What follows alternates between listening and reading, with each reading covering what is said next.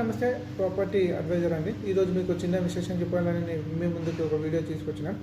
మనం ఎక్కడైనా సాధనాలు కానీ ఎక్కడైనా సరే ల్యాండ్ మీద ఇన్వెస్ట్మెంట్ చేయాలనుకుంటే ఫస్ట్ మనం కంపెనీ ఎన్ని సంవత్సరాలు ఉంది, అదేవిధంగా ఎక్కడైనా ప్రాజెక్ట్స్ ఉన్నాయి, ఇంతకుముందు ఏమేమి ప్రాజెక్ట్స్ ఏ విధంగా డెవలప్మెంట్ అవన్నీ కనుక్కోవాలి.